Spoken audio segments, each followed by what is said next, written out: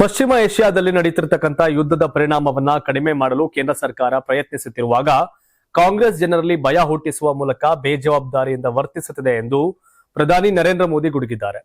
ಅಸ್ಸಾಂನ ಸಿಲ್ಟಾರ್ ಪಟ್ಟಣದಲ್ಲಿ ನಡೆದ ರ್ಯಾಲಿಯಲ್ಲಿ ಮಾತನಾಡಿದಂತ ನರೇಂದ್ರ ಮೋದಿ ಅವರು ಈ ಹೇಳಿಕೆಯನ್ನು ಕೊಟ್ಟಿದ್ದಾರೆ.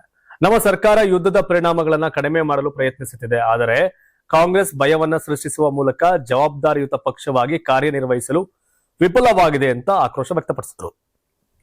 ಈಶಾನ್ಯ ರಾಜ್ಯವು ಈಗ ಅವಕಾಶಗಳ ಸಾಗರ ಎಂದು ಪ್ರತಿಪಾದಿಸುತ್ತಾ ಕಾಂಗ್ರೆಸ್ ಈ ಹಿಂದೆ ಅಸ್ಸಾಂನ ಯುವಕರನ್ನ ಹಿಂಸಾಚಾರ ಮತ್ತು ಭಯೋತ್ಪಾದನೆ ಹಾದಿಗೆ ಎಳೆಯುತ್ತಿತ್ತು ಎಂದು ಆರೋಪಿಸಿದ್ದಾರೆ.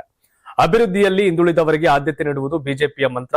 ಕಾಂಗ್ರೆಸ್ ಯೋಚಿಸುವುದನ್ನು ನಿಲ್ಲಿಸಿದಾಗಿನಿಂದ ನಾವು ಕೆಲಸ ಮಾಡಲು ಪ್ರಾರಂಭಿಸುತ್ತೇವೆ ಎಂದು ಪ್ರಧಾನಿ ಮೋದಿ ಕುಟುಕಿದ್ದಾರೆ.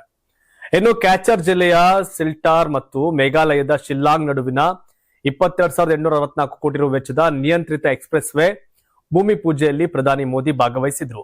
ಈ ಯೋಜನೆಯಿಂದ ಗುವಾಹಟಿ ಮತ್ತು ಸಿಲ್ಟಾರ್ ನಡುವಿನ ಅಂತರವನ್ನ 295 ಕಿಲೋಮೀಟರ್ನಿಂದ 252 ಕಿಲೋಮೀಟರ್ಗೆ ಇಳಿಸುತ್ತದೆ ಎಂದು, ಪ್ರಯಾಣದ ಸಮಯವನ್ನ 8.5 ಗಂಟೆಗಳಿಂದ 5 ಗಂಟೆಗೆ ಇಳಿಸುತ್ತದೆ ಅಂತೆ.